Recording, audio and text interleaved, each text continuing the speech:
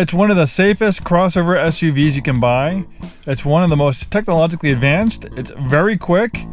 And it's the best-selling vehicle for 2023 and 2024 in the whole entire world. Today we're talking about the 2023 Tesla Model Y Long Range. Let's dive in. Hi, this is Joe from Scarff Ford, and we're going to talk about this Tesla Model Y. One amazing vehicle. I've bought and sold hundreds of Model Ys over the last few years. It's no surprise for me when I first got in one that it would become the best-selling vehicle in the world. And lo and behold, it did. Why has this struck a chord with so many people? Well, for a lot of reasons. And for all those people that saying, well, I'm waiting for EV technology to get better before I buy one. Well, EV technology is mainstream. I hate to burst your bubble, but those people who are waiting for the EV technology to get there, wherever they think it's going to go, that's already here. It was here 4 or 5 years ago. This has a fully charged range of about 300 miles. You have an amazing extensive supercharging network. Look, within 10 miles of us, there's 1, 2, 3, 4, 5, 6 supercharger locations. And unless you have a gallon-sized bladder, most people aren't going to drive 300 or 400 miles without stopping and taking a break. The Tesla superchargers are strategically placed. They're usually by malls, shopping centers, places to eat. And charging to 80% usually takes only about 20 minutes, a half hour. And, sometimes you don't need to even charge to 80%. Sometimes you might just need 50 or 100 miles of charge to make it to your destination where you can charge overnight. Sometimes I'll pull into a supercharger and I can add like 100 miles of range within 5 or 10 minutes, enough to get me to my destination. So, you're not going to be charging for an hour. Obviously if you're going to drive, make a road trip across the country or something like that, that's going to be a little bit different. You're going to have to do some more charging, but you're probably going to only stop to charge every 200 miles or so, maybe 250 miles. And at that point, you probably want to take a break for 20 minutes, stretch your legs, maybe have your dog with you, let the dog out for a pee, get some food, get a cup of coffee, all that great stuff. The Tesla Model Y has a completely clean sheet design. All the functionality, most of it, aside from a few odds and ends, are completely encapsulated in the screen, which some people might ridicule, but this screen is infinitely reconfigurable. When you have hard buttons and knobs, those are there forever. This is infinitely reconfigurable, kind of like your iPhone. You get a big iOS update or a big update on your Android phone, it can add features, completely change the look and display. This keeps the Tesla relevant. It's a vehicle that, even though it gets older, in a lot of ways it gets better. My Tesla's from 2019, and over the last 2.5 years since I've owned it, it's gained features. It's gotten better. Even though it's gotten older and higher miles, it's gotten better in a lot of ways. That's the magic of having the majority of the functionality in the screen. And the way it's designed, it's almost like the Apple engineers designed it. It's very intuitive, very easy to use. There's also 140 different voice commands that you can use too, so you don't need to take your eyes off the road. You don't need to mess around with the screen. You can just do voice commands. Wipers on. Wipers off. Rear defroster on. Rear defroster off.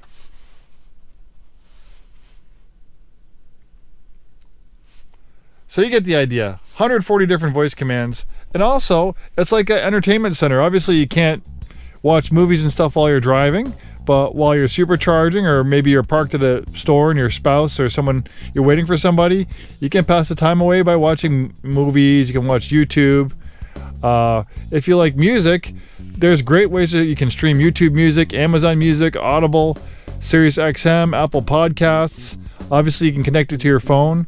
With premium connectivity, it's basically like you get cell phone beamed right into the infotainment center, so you don't even need to connect it to your phone. For $10 a month, you can stream video and stream music with Tesla's amazing premium connectivity network. On top of that, you get these really cool Google Maps, live traffic updates, all that great stuff.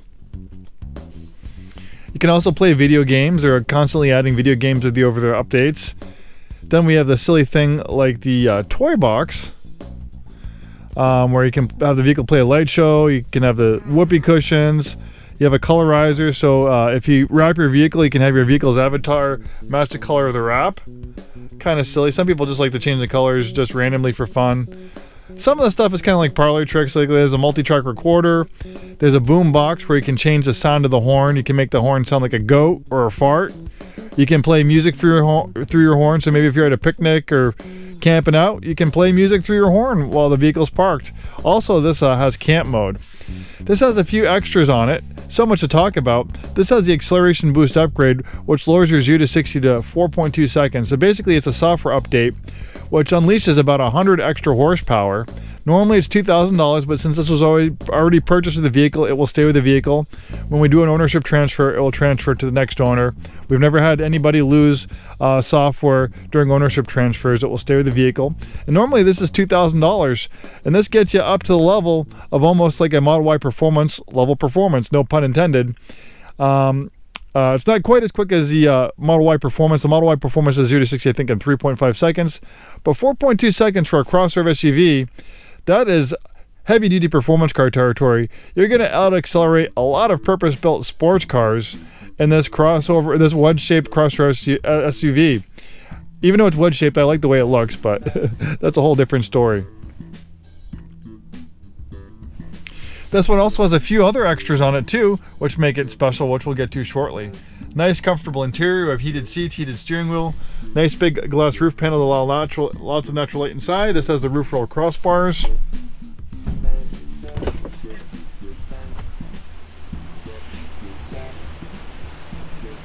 Tesla uses this new acoustic glass, which is a double pane glass with a sound deadening material in between.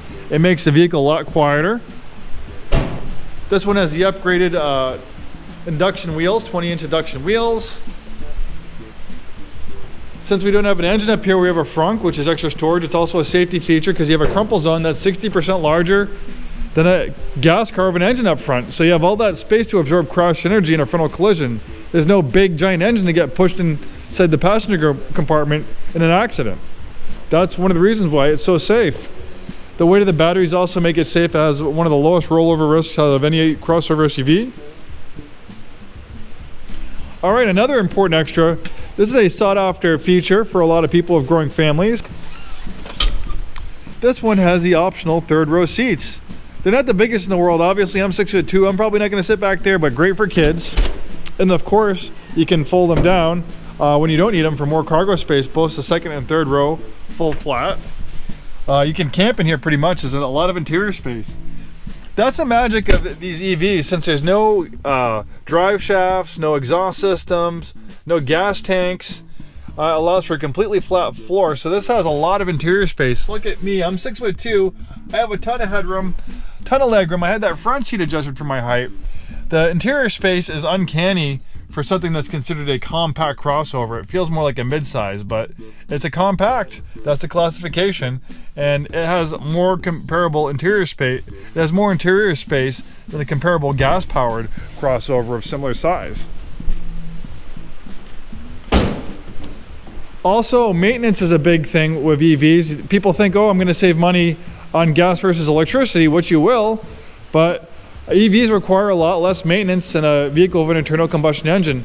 Internal combustion powered vehicles have thousands of moving parts. This has dozens of moving parts. There's no complex fuel systems, emission control systems, no spark plugs, no complex coolant systems that you have to service. Basically with a Tesla, it's rotating tires, replacing cabin filters, wiper blades. That's it. And Teslas are proving to be very robust and reliable. There's Teslas out there of 200,000, 300,000, 400,000 miles out there on the original batteries. The failure rate of batteries is actually really low. Teslas are actually proving to last longer than gas cars. The average lifespan of a gas car is about 150,000 miles. Tesla has really ramped up production of their vehicles starting in 2012 with the Model S. So there's millions of Teslas on the road. So the average lifespan of Teslas right now are exceeding 200,000 miles. So all the people that say, oh, what are you going to do when the battery goes bad? Well, actually, the batteries are so robust, they're actually lasting longer than the vehicle. The vehicles around the batteries are wearing out before even the batteries wear out. So that's a nothing burger right there with all those scare tactics about, oh, the batteries are going to go bad, you're going to have to replace batteries. And guess what? When you replace a battery in an EV, that's about what it costs to replace an engine in a car. And engines can have a lot of problems too, past 100,000 miles. So there we go. So So lots of interior space. The third row seats are easy to fold down. And again, since we don't have a gas tank or an exhaust system, we have even more storage. We have storage over there on that side, and that side, right in there. It is amazing how much storage this thing has. This one has a red line under it like a performance, but the customer did that probably because of the acceleration update, but this is not a performance, it's a long range all-wheel drive. But almost as fast as a performance with that acceleration boost upgrade. So we have the updated induction wheels, we have the acceleration boost upgrade, we have the third row seating. This has like $7,000 worth of upgrades versus a base Model Y long range. Only about 18,000 miles, clean Carfax one owner. If you're in the market for a pre-owned Model Y, this is definitely one to look at. If I was in the market for a Model Y, I'd definitely be all over this one. Great for families, great overall vehicle. They're amazing. A lot of people who go to Teslas and go to EVs, they have a hard time going back. You get so spoiled by them. You have the amazing Autopilot system, which is traffic aware cruise control, which is like full self-driving light. It will go with the flow of traffic all the way to a complete stop on the highway and on roads with lines in it. It'll follow the curves in roads. And then for $99 a month, you can do the full self-driving. The full self-driving has gotten really good. I've been using it for 2.5 years. When I first started using it, it was really wonky. I'd have to constantly intervene, but now it's hands-free. I just put my hands in my lap, I put it in work or home. It drives me there. It navigates through the neighborhood. It passes slower cars on the highway. It merges on the onto the highway. It takes off ramps. It changes lanes. It stops for stop signs. It makes left and right-hand turns. It's amazing, and it only keeps on getting better with every software update that comes out every couple months. So eventually, it's not guaranteed that you'll have maybe unsupervised full self-driving where you can take a nap or you can sit in the back seat and do your work while you're commuting in stop-and-go traffic and get an early start on work, or you can watch a movie or something like that. And potentially, in the future, maybe this could be a robo-taxi that could go out there and make you money, giving people rides, offsetting the vehicle ownership costs. Because the thing with cars is 98% of the time they're sitting there, they're not going anywhere. So to have a vehicle that could go out there and subsidize its cost by being a robo Uber or something like that, that could really make a big difference. It could be world changing, but that's not guaranteed. That's all speculation, but just based off of how much I've seen the full self-driving improve in the last couple years, I think they'll probably get there. It might be another couple more years, but I think they'll get there. Thanks so much for watching, and have a great day.